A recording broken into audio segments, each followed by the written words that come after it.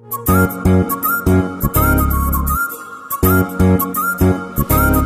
વિદ્યાર્થી મિત્રો, હું શૈલેષ ટુંગરાણી મંગલમૂર્તિ વિદ્યાલય મહુવાની અંદર તમારા સર્વનું હાર્દિક સ્વાગત કરું છું. મિત્રો આપણે ફિઝિક્સ ની અંદર છેલ્લે લેક્ચર નંબર 8 કે સોલેનોઇડ જે છે એનો આકાર કેવો હોય, સોલેનોઇડ ની અંદર ઉદ્ભવતું ચુંબકીય ક્ષેત્ર કેટલું હોય એમની આપણે ચર્ચા કરી ગયા હતા. ડિટેલમાં ચર્ચા કરી નાખી એટલે પૂરેપૂરો પોઈન્ટ ઉપાડી લીધો હતો. બરાબર છે, આપણે એમ કહી શકાય.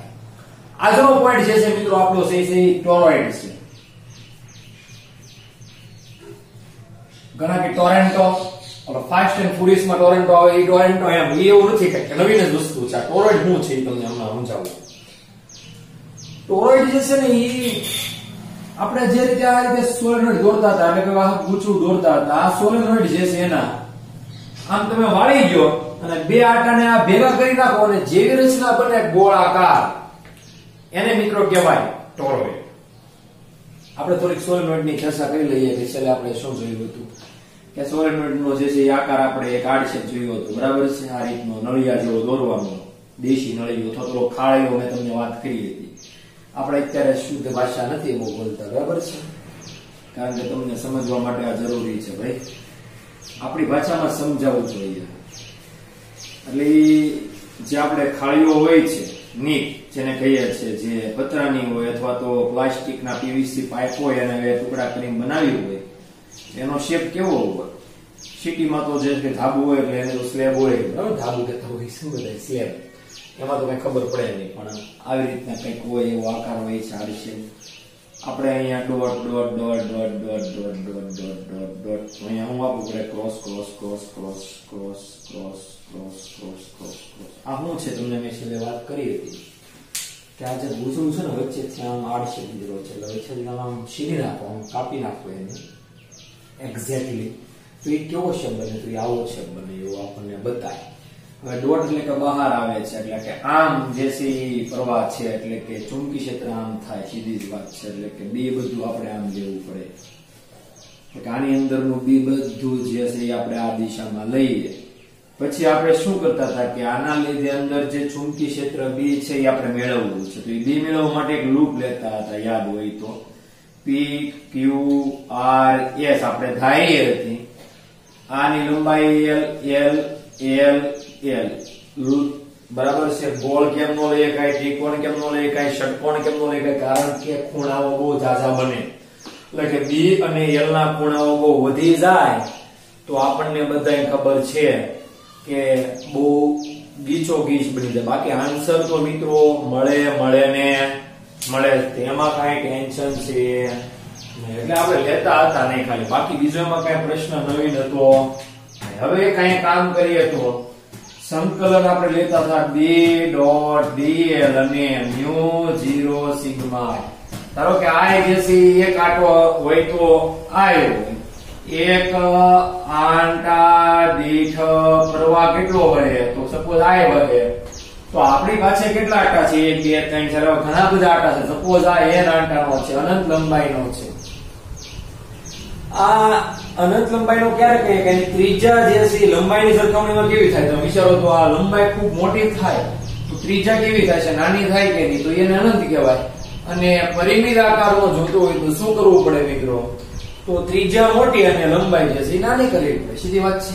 એટલે એ વાત જવા દો. તો આપણે પાસે n આંટા હોય, n આંટા દીઠ કેટલું થાય પ્રવાહ? તો પ્રવાહ કેટલો થાય મિત્રો? n આઈ મળે પ્રવાહ આપણને. તો અહીંયા i ની જગ્યાએ આપણે એવું મૂકવું પડે કે મ્યુ 0 n i. રેડી? હવે આ n આપણે અહીંયા ધારો કે કેપિટલ લઈએ તો પછી મેં તમને આપણે જેમ વાત કરી એમ ચેપ્ટર નંબર જે આપણે જોયું હતું કયું 11મા ધોરણના દ્રવ્યના ગુણધર્મ અને ઉષ્મી ગુણધર્મ અને વાયુનો ગતિવાદ, એમાં સ્મોલ વસ્તુ બધી આપણે શું કહેતા હતા? એકમ લંબાઈ દીઠ આંટાની સંખ્યા મારે કેવી હોય? એકમ લંબાઈ એટલે એકમ વાત આવી. એકમ ક્યાં આવે? છેદમાં આવે. આંટાની સંખ્યા n ક્યાં આવી જાય? ઉપર આવી જાય. એટલે આ થઈ ગયું n. આપણે એકમ લંબાઈ દીઠ આંટાની સંખ્યા આવું તમને શીખવાડ્યું હતું, તેમાં કઈ બહુ અઘરી વાત છે. તો મિત્રો અહીંયા આપણે બધું કામ કરીએ તો આના લીધે કઈ ઘેરાતું નથી, બી એટલે 0 થઈ જાય છે. આના લીધે ઘેરાય છે પણ ખૂણો કેટલો છે? 90 લાઈવ એવું જશે. આના લીધે ઘેરાય છે ચુંબકીય ક્ષેત્ર એટલા ભાગ, પણ અહીંયા બી નો અને તમે એંગલ માપો ને, અહીંયા બી ને એલ નો, તો ઈ 90 થાય એટલે ઈ એવું જશે 0 કેમ કે b dl cos 90 0 વધે ખાલી આને યાર ખૂણો કેટલો b નો તો b આમ છે ને l આમ છે તો l આમ છે તો ખૂણો 180 કાં તો 0 તો ખૂણો 180 તો 0 થાય તો મજા આવી જાય કે નહીં cos 0 એટલે કંઈક મળે તો આપણને કંઈક આમ મળે કે dl સંકલન બરાબર mu 0 n હવે l આ dl નું સંકલન મેં કરી નાખ્યું એટલે l થઈ ગયું તો b બરાબર mu 0 ni છેદમાં l એટલે n by l એટલે શું મુકાય તો નાનો n મુકાય એટલે આપણે આ અહીંયા વાત કેવી એકમ લંબાઈ કાંટાની સંખ્યા એ બધી ચર્ચા આપણે પૂરી કરી નાખી છે એટલે આપણે આજે આગળ જોવા તરફ જઈ રહ્યા છે બરાબર છે મિત્રો આ તો બધું આપણે કમ્પ્લીટલી ડિટેલમાં ધીમે ધીમે સારી રીતે કમ્પ્લીટ કર્યું હતું તમને મજા પણ આવી હતી બધે બરાબર છે હવે જે આપણે પોઈન્ટ જોવાનો છે તે ટોરોઇડ તો ટોરોઇડ નો આકાર કેવો હોય તો પેલા એ પ્રશ્ન થાય બધાને તો આપણે વાત કરી દઈએ ટોરોઇડ નો આકાર જે છે એ હવા ભરેલી ટાયરની ટ્યુબ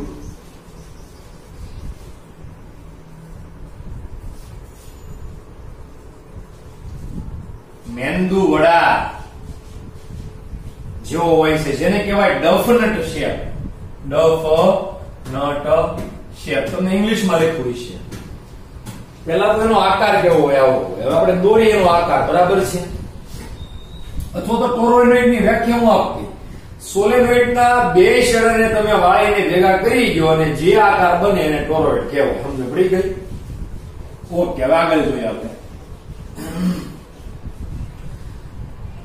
ટોરોઇડ જે છે એની વ્યાખ્યા અપાઈ ગઈ પછી આપણે એક કામ કરીએ કે દોરીએ તો કઈ રીતે ટોરોઇડ દોરવું તો એક આવું ગૂંચળું મેં કીધું એમ એનો આકાર કેવો હોય વર્તુળાકાર મેંદુ વડા હવા ભરેલી ટાયરની ટ્યુબ દોરો પેલા આ તો હવા ભરેલી ટાયરની ટ્યુબ મેં દોરી નાખી દોરાઈ ગઈ હવા ભરેલી ટાયરની ટ્યુબ જોવો તો અહીંયા ઘણા કે વાલ લગાડો અહીંયા વાલ લગાડી દો વાલ કે એમણા વાલ લગાડીશું એ વાલ છે જે વાલ લાગશે તો કોઈ ચિંતા ન કરતા બધું લાગશે હવે આની ઉપર શું કરેલું હોય આ જે છે એ અવાહક આકારનું હોય મિત્રો આ જે છે ને એ અવાહક હોય એની ઉપર વાહક આકારનો તાર વીંટાળવાનો છે આપણે તો વીંટાળી આલો આ જે છે ને એક્ઝેક્ટલી તાર વીંટાળીએ છીએ તાર વીંટાળેલો જ છે મિત્રો સમજણ પડી ગઈ હા એમાં કાંઈ સમજણ ન પડે એવું બને નહીં આવો હેલું છે આવું આવડે ને દોડતા ઘણા કે સાહેબ તમે આ પાછળનો આટો આમાં કેમ નહીં કે પાછળનો આટો નથી દેખાતો દેખાય તમને બહાર થી અહીંથી આમ ન દેખાય એટલે એ આપણે દોરતા નથી બરાબર છે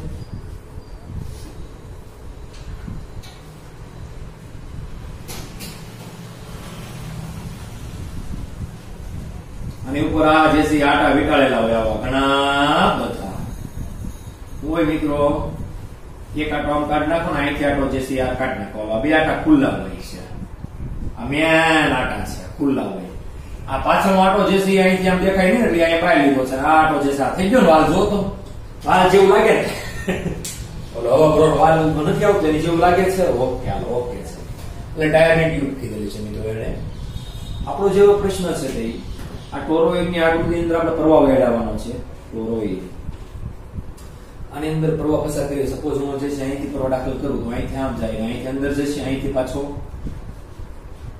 અહીંથી આમ આવશે અહીંથી પાછો અંદર અહીંથી પાછો અંદર અંદર આમાં પ્રવાહ હોય છે કે નહીં દરેક જગ્યાએ તમે વિચારો તો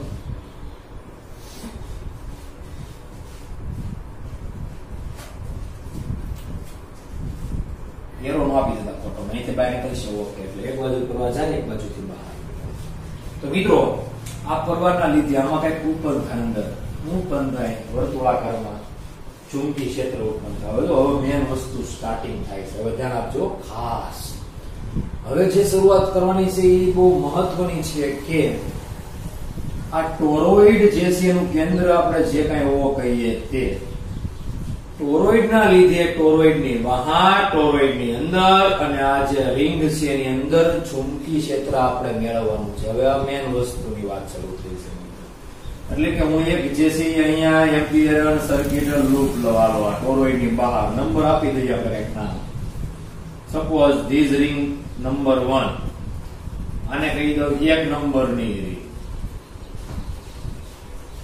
એક રિંગ હું જે છે અહીંયા આને કહી દઉં 2 નંબરની રિંગ એક રિંગ જે છે હું ટોરોઇડ ની અંદર લઉં કે જેમાં કઈ વાયર ઘેરાતો જ નથી, એક તાર નથી ઘેરાતો એવી રિંગ. રેડી?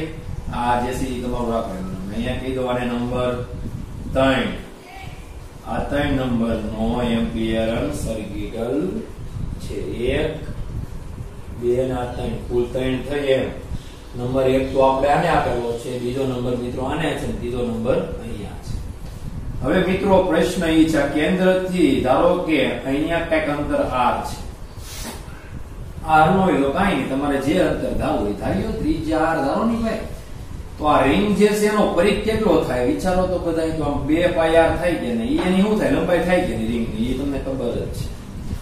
અહીંયા કહીએ કઈ કે હવે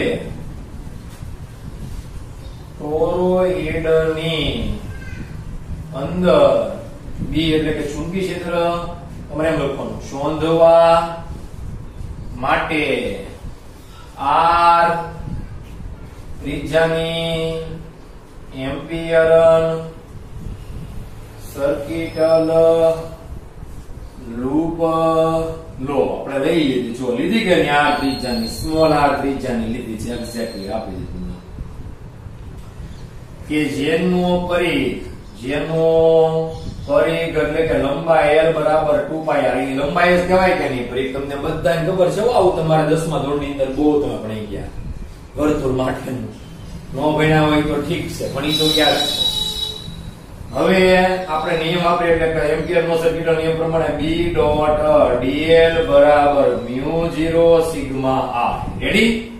ઓકે. આ નિયમ જ આપણો બધે અત્યારે એના ઉપયોગમાં તમને કહેશે કે એમ્પિયર ના સર્કિટલ નિયમની મદદથી ટોરોઇડમાં ઉદ્ભવતું ચુંબકી ક્ષેત્ર મેળવો. આ તમારો ક્વેશ્ચન છે. તો ક્વેશ્ચન માટે આ બધું કામ કરવાનું છે, એટલું કરો એટલું. હવે મિત્રો આ b dl એટલે કે આપણે કહીએ કે b dl cos θ ને આ 0 લઈ લો ને એ બધું તમારે થશે તે μ0 સિગ્મા i કેટલો. એટલે કે મિત્રો આ રિંગ વડે ઘેરાતો પ્રવાહ કાંઈ ઘેરાય છે ખરો? અંદર જુઓ તો કાંઈ પ્રવાહ છે. નંબર 3 માટે વાત કરીએ, નંબર 3 રિંગ માટે કાંઈ પણ પ્રવાહ ઘેરાય છે તો મને તો નથી લાગતો પ્રવાહ એની અંદર આવતો જ નથી. તો આ રિંગ લેવાય 0 એટલે કે સિગ્મા i તમારે 0 આવે. તો b સંકલન d અને cos 0 એટલે 1 અને તો μ0 આ બધું 0 થાય. તો આને તમે આમ જવા દો તો dl નું સંકલન તમે l કરો એટલે l બરાબર 0. તો b બરાબર શું આવે 0 ના છેદમાં l બરાબર 0. તો મિત્રો નંબર 3 તમને અહીંયા દેખાય જ છે કે આ રિંગના કારણે ઉત્પન્ન થતું ચુંબકીય ક્ષેત્ર શૂન્ય મળે. એટલે ઈ કામ થઈ ગયું પૂરું, કમ્પ્લીટલી. આ એન્ડ. હવે આગળ આપણે બીજી વાત કરીએ. તો હવે લૂપ લઈએ આપણે આ ઉપરની. જો મિત્રો ઉપરની લૂપ એટલે લૂપ નંબર 1 ની વાત કરીએ પહેલા આપણે. હવે લૂપ 1 માટે ધારો કે ટોરોઇડ ની બહારના ભાગમાં r ત્રિજ્યાની એમ્પિયરન લૂપ લેતા આપણે એમ્પિયરન લૂપ લઈ લઈએ છીએ. સ્મોલ r ત્રિજ્યાની નથી, કેપિટલ r ત્રિજ્યા લીધી. હાલો ની તમને એમાં કઈ બહુ વાંધો છે ને, એમાં કઈ મૂંઝવવાનું નથી. સંકલન b dl બરાબર μ0 સિગ્મા r. આ સિગ્મા i શું છે? કુલ પ્રવાહ છે, અંદર જતો અને બહાર આવતો. આપણે વાત કરી અંદર જતા પ્રવાહો એક આમ ને આમ પ્રવાહ હોય તો આ બાજુના ધન તો આ બાજુના ઋણ. યાદ કરો તમે જે દિશામાં તમે લૂપ લ્યો એ દિશામાંથી તમને પ્રવાહ મળે. ધારો કે હું આ લૂપની દિશા આમ ધારું છું, ધારી શકાય એવું કઈ નથી. કેમ કે આમ ધારો એટલે ચુંબકીય ક્ષેત્ર આમ છે એટલે લૂપની દિશા મેં આમ ધારી છે. હવે આનો મારે આડછેદ નાનો એવો દોરવો છે તમને સમજવા માટે અથવા તમને સમજાવવા માટે. એટલે હું અહીં નીચે દોરું, બરાબર છે? જેટલે આ ત્રીજા નંબરનો ધારો કે અહીંયા જે છે અંદર આટો એટલે કે અહીંયા પર અંદર એટલે હું આ ટોરોઇડ જે છે એ રેડી. અહીંયા આ તમારી જે છે 3 નંબરની સર્કિટલ e બરાબર છે, ઘેરાય છે. અહીંયા જે આટો અહીંયા જે છે આ તમારી ટોરોઇડ દોરું છું નાની એવી. અને થાય છે હું આ જે છે હું ડબલ શેપમાં નથી દોરતો, એમને દોરું છું ખાલી. અહીંયા અંદર તો અહીંયા સોરી અહીંયા અંદર એટલે ક્રોસ તો અહીંયા બહાર, અહીંયા અંદર તો અહીંયા બહાર, અંદર તો બહાર, અંદર તો બહાર, અંદર તો બહાર, અંદર તો બહાર, અંદર તો બહાર, અંદર તો બહાર, અંદર તો બહાર, અંદર તો બહાર, અંદર તો બહાર, અંદર તો બહાર, અંદર તો બહાર, અંદર તો બહાર. પ્રવાહ ઘેરાય છે મિત્રો. પાકો ચાલો ઓકે. આવો આકાર દોર્યો છે. અહીંથી જે છે આની ત્રિજ્યા આપણે કહી દીધી છે કેપિટલ આર. રેડી? આ જે છે મેં તમને સમજાવવા માટે કેવું છે, આવું તમારે આપ્યું છે પણ અહીંયા આપણે કઈ બહુ સ્પેસ નથી એટલે આવું સાદું એવું દોર્યું છે. આખું દેખાય જ છે. નંબર 3 લૂપ લેવા માટે આ લૂપ નંબર 3 માટે છે, આ તગડા માટે. મિત્રો તમે જોઈ શકો છો કે જેટલો પ્રવાહ અંદર છે ને એટલો બહાર નીકળે. એટલે આની દિશા જે છે એ બહાર એટલે આ અને આની દિશા અંદર. Hello okay. એટલે બે એકબીજા નાબૂદ કરી નાખશે કે નહીં? આપણે વાત કરી હતી, યાદ કરો. એમ્પિયરના સર્કિટલ નિયમની અંદર વાત કરી હતી કે ઉપરના પ્રવાહો ધનતો નીચેના ઋણ સરવાળા કરી લેવાના. યાદ છે? તો આની અંદર બધાની અંદર પ્રવાહ સરખો જ રહેશે. એટલે જેટલો અંદર એટલો બહાર. લખવાનું ઓછો જે બોલું છું મિત્રો એ બધું જ આ પોઈન્ટ ની અંદર તમારે લખવાનું આવશે. એમ નમને આ મફતમાં નથી આપણે બોલ થાય છે. એટલે મફતમાં એટલે કે આ ઘણા એમ થાય કે આ લખવાનું નથી. શૈલેષભાઈ એમ નમને આમ ઉપર હવામાં ગોળીબાર કરે છે. નહીં મિત્રો, આ જે છે ખૂબ જરૂરી છે લખવાનું કે જેટલા પ્રવાહ અંદર છે એટલા જ પ્રવાહ બહાર છે. જુઓ તમે તો એક પ્રવાહ નીચે ને બીજો ઉપર હોય તો શું કરી શકાય? એક ધન તો બીજો ઋણ એટલે એકબીજાને નાબૂદ કરી નાખે. એમ આ બે એકબીજા નાબૂદ કરશે, આ નાબૂદ કરશે. નાબૂદ નાબૂદ નાબૂદ નાબૂદ નાબૂદ નાબૂદ નાબૂદ નાબૂદ નાબૂદ નાબૂદ નાબૂદ ને નાબૂદ. તો બધા પ્રવાહ નાબૂદ થઈ જાય. એટલે કે સિગ્મા આઈ પુલ જે છે એ કેટલો આવે આપણી પાસે? પાછો શૂન્ય આવે. એટલે કે બી સંકલન ડીએલ. આ બધું બી ડીએલ કોસ થઈ જાય. એ બધું જવા દઈએ આપણે. તો બી ડીએલ નું 1 થાય અને મ્યુ 0 0 એટલે કે આ બધું 0 થાય. તો બી પાછો આપણને 0 મળે. આ લૂપ નંબર 3 માટે છે. લૂપ નંબર 3 માટે શૂન્ય મળ્યું. હવે મિત્રો આપણે એક જ લૂપ ભરી કઈ 2 નંબરની એના લીધે ચૂકી છે હશે તો યસ હશે હશે અને હશે. આટલું પેલા જોઈ લીધું તમે. આ તો હું ભૂસી કાઢું છું એટલા માટે કહું છું. બરાબર છે? આ ભૂસવાનું છે આપણે. તો મિત્રો હવે આપણે લૂપ નંબર 2 માટેની વાત કરીએ. મેં અંદર લીધી છે લૂપ. હવે એ બહુ ઇન્ટરેસ્ટિંગ કેરેક્ટર છે. એના વડે બહુ સારું થાય છે. આપણે દોરીએ તમને સમજાવીએ. જુઓ આ તમારી ટોરોઇડ છે. રેડી કે નહીં? ટોરોઇડ જે છે એને વચ્ચેની કોડી નાખેલી છે. એટલે આ ટોરોઇડ ની પણ આ લૂપ નંબર 2 કહી દો. અને હાલો 2 આમાં તે બી ની દિશા જે છે આ લૂપ ની દિશા હું આમ લઉં છું. ઓકે. હવે અહીંયા લૂપ છે એટલે ઉપરનો ભાગ જે છે મિત્રો કાઢી નાખવામાં. અહીંથી તમે સીધી નાખો તો કેવો ભાગ વધે? ખાલી આવો વધે.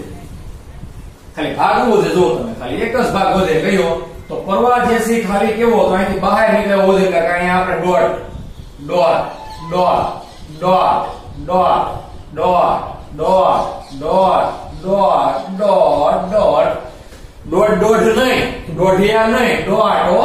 આવું આપણે કેન્દ્ર એ આપણે લઈ લઈએ પાછી મિત્રો આ ત્રિજ્યાની સ્મોલ. હાલો સપોઝ. રેડી? જો તમને સમજાવું છું કે અહીંયા જે વધે છે અહીંયા હું પ્રવાહની વાત કરું છું. બહાર નીકળે છે અહીંથી આમ કે એટલે ડોટ લાવું છું.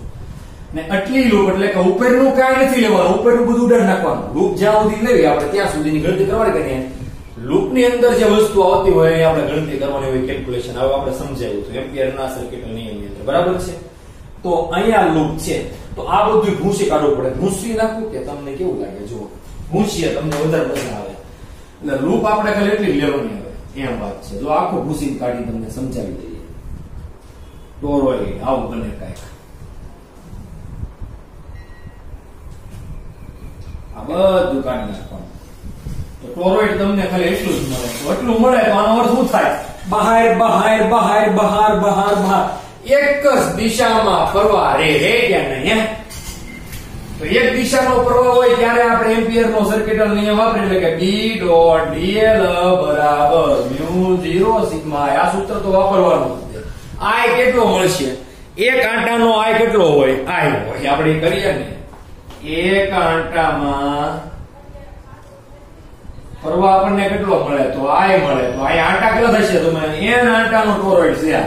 તો n આંટામાં પ્રવાહ કેટલો થાય તો પ્રવાહ I સિગ્મા I છે કુલ કેટલો થાય તો ni આપણને મળી જાય બરાબર છે તો એ અહીંયા મૂકશું પછી આપણે આની વાત કરીએ તો સંકલન b ડોટ dl છે એનું આપણે મૂલ્ય લઈએ b dl cos θ બરાબર μ0 અહીં સિગ્મા I રાખી આપણે પછી કિંમત મૂકી દઈએ હમણાં હો મિત્રો આ અંદરનું ભૂલી જાવ ખાલી અહીંયા ઉતરીને જ લૂપ લેવાની એટલે પરવા અંદર જો બધું અંદર અંદર બહાર અહીં બહાર બહાર બહાર બહાર બહાર બહાર બહાર બધું પરવા બહાર છે નીકળે છે બધું બહાર કોઈ સીધી વાત છે ને એટલે ઘેરાય છે પરવા બહાર બહાર બહાર બહાર બહાર બહાર બહાર બહાર બહાર એ કહેવાય હવે સંકલન b dl cos હવે b અને dl b જે છે આનું કેમ છે આમ જ છે આની લંબાઈ વધાઈની કેમ થશે આખે આખાની આ તો એની સ્પર્શકની દિશામાં લેવાની કે બધાયની લૂપની જો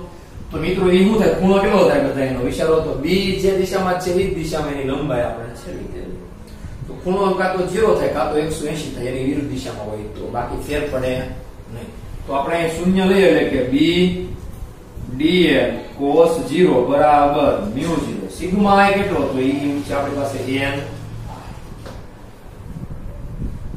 b અચળ છે એટલે મિત્રો એને બહાર કાઢી લઈએ આપણે dl નું સંકલન કરીએ અને cos 0 એટલે 1 થાય એટલે એ કઈ લખવાની જરૂર છે નહીં તો μ0 ni આવે કે નહીં તેથી નિશાની બધે મુક્તિ જ આવી કેમ કે તેથી ના માર્ક્સ હોય છે મિત્રો હવે મિત્રો કામ કરીએ કે b અને dl નું સંકલન તમને બધાને ખબર છે શું થાય તેથી b સંકલન l સીધું કરી નાખો કઈ વાંધો નથી અથવા તો l પહેલા રાખે પછી લંબાઈ આપણે મૂકીએ તો μ0 એ લંબાઈ કોની ભાઈ એમ્પિયર અને લૂપ ની ત્રિજ્યા કેટલી છે r છે તો l બરાબર શું આવશે એની લંબાઈ ફરી આવે કે નહીં તો આપણે શું આવે તો b ફરી કેટલો છે આનો 2 પાઈ r છે કે એની લંબાઈ તો અહીંયા મૂકી દઈએ 2 પાઈ r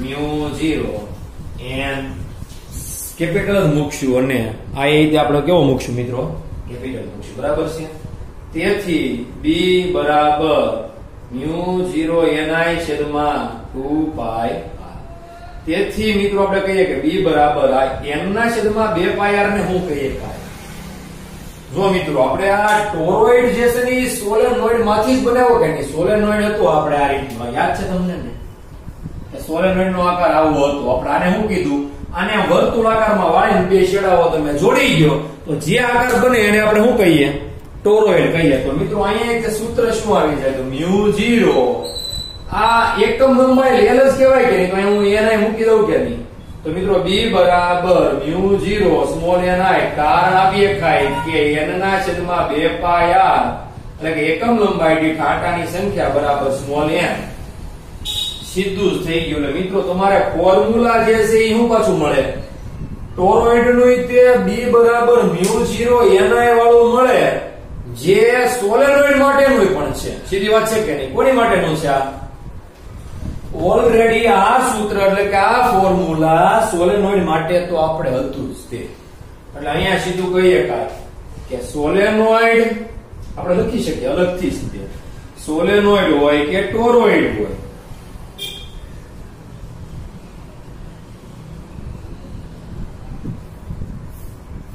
બંને માટે b બરાબર μ0 ni મળે પણ મિત્રો એક જ ડિફરન્સ છે કે જો ટોરોઇડ હોય તો b બરાબર μ0 કેપિટલ ni ના છેદમાં 2 પાઈ r થાય ધ્યાન આપજો ખાસ અહીંયા પણ સોલેનોઇડ માટે આ ટોરોઇડ છે એના માટેનું થાય અને સોલેનોઇડ હોય તો સોલેનોઇડ માટે μ0 ni ના છેદમાં ખાલી l મળે આટલો ડિફરન્ટ આ બંને જે છે એ અનંત લંબાઈ માટે છે ઓ ખાસ અનંત લંબાઈ હોય એટલે લંબાઈ ખૂબ લાંબી હોય ત્રિજ્યાની સરખામણીમાં લંબાઈ ખૂબ લાંબી હોય ત્યારે જ આ સૂત્રો ઉપયોગમાં લઈ શકાય નહીતર નહીં ઘણા કે મારે સાહેબ આવું ટોરોઇડ દોરવું નથી બીજું કઈ દોરી શકાય તો યસ પણ ઈ તમે દોરવા બેસો ને તો તમને એમાં ન જામે એટલે આપણે જે રીતે દોરાયું ને એ રીતે દોરવું તમને તોય તે રીતે આપણે વાત તો કરીએ કે ધારો કે તમારી પાસે આ જે છે ટોરોઇડ નું હવા ભરેલી ગૂંચળું ટાયરની ટ્યુબ જેવું છે હવે આની ઉપર તમારે દોરવું છે તો તમે આમાં બી દોરી શકો. આમાં કઈ ના નથી, પણ આવું તમારથી નહીં બને પહેલી વારમાં. ઘણા છે વાલ બાય કાઢતા હોય, એવું કઈ નથી, આવું બનાવી શકાય. આ એને ટોરાઇડ જ કહેવાય. અહીંથી તમે કરવા દાખલ કરો તો જેથી અહીંથી આમ, પાછો અહીંયા અંદર, પાછો અહીંથી બહાર અંદર, બરાબર છે. અહીંયા આમ આમ, એટલે પરવર દિશા પાછી બદલો આપવી પડશે તમારે વ્યવસ્થિત રીતે આ રીતે. પણ આ જે છે તમને મજા નહીં આવે મિત્રો, હું કહું છું એ બરોબર હોય. તમારે જે છે આપણે પદ્ધતિ તમે દોરેવું ને એ રીતે દોરો ને તો તમારા માર્ક્સ કાપવાની સંભાવના નહીં. બાકી આમાં કોઈની તેવડ નહીં કે માર્ક્સ આપણે કાપી શકીએ. બરાબર છે. તો અહીંયા જે સમજાય તો બહાર નીકળે છે તો સાચું છે. પછી તમારે અંદર લેવાનું, પછી બહારની બાજુ લેવાનું, એવું બધું કરવાનું. અને આવું પણ દોરી શકો આમ ગૂંચળું મૂકીને. પણ આની કરતા મેં તમને કીધું તેમ આગળ જે આપણે સમજાવું એ રીતે દોરજો. બરાબર છે. એટલે કોઈ પણ માર્ક્સ તમારો કાપી નો કે નકરી વડે એમ કે આવું ટેક્સ્ટ બુકમાં ક્યાંય તમે જોયું બાકી ખોટું ન પડે. કોલેજના લેવલે ખોટું ન પડે. આપણે 12મા ધોરણની અંદર મિત્રો ટેક્સ્ટ બુકમાં જેવું હોય ને એવું એવું છાપવું પડે. બાકી કોલેજમાં તો તમે આ દોરો તો પણ ચાલે, કેમ કે ત્યાં બધું ચલાવે છે. કેમ કે ટેક્સ્ટ બુક ત્યાં હોતી જ નથી. ત્યાં જે છે તમારે ખાલી પોઈન્ટ જ આપેલા હોય એના સિલેબસમાં, એ પોઈન્ટ માંથી તમારે કરવાનું હોય છે. બરાબર છે મિત્રો. આજનું હોમવર્ક જે છે આપી દઈએ આપણે. તોરો એ 2 વખત લખવાનું, 1 વખત નહીં 2 વખત લખવાનું. હો ભાઈ, ને આ લખજો. આઈએમપી પોઈન્ટ છે, ટોરોઇડ, સોલેનોઇડ, એ બધા પોઈન્ટ જે છે એ કેવા છે? IMP point. આ ચેપ્ટર બહુ સહેલું છે, મજા પણ આવે એવું છે. એક પોઈન્ટ ઉપર બીજા પોઈન્ટ આધારિત છે એટલે તમને વધારે મજા આવશે. એટલે આ વ્યવસ્થિત રીતે મિત્રો તૈયાર કરજો. મિત્રો આજે આપણે એટલું રાખીએ. આવતા લેક્ચરમાં 2 વિદ્યુત આધારિત તારના લીધે એકબીજા ઉપર લાગતા બળનું સૂત્ર આપણે મેળવીશું. એ જ્ઞાન વસ્તુ શરૂ થાય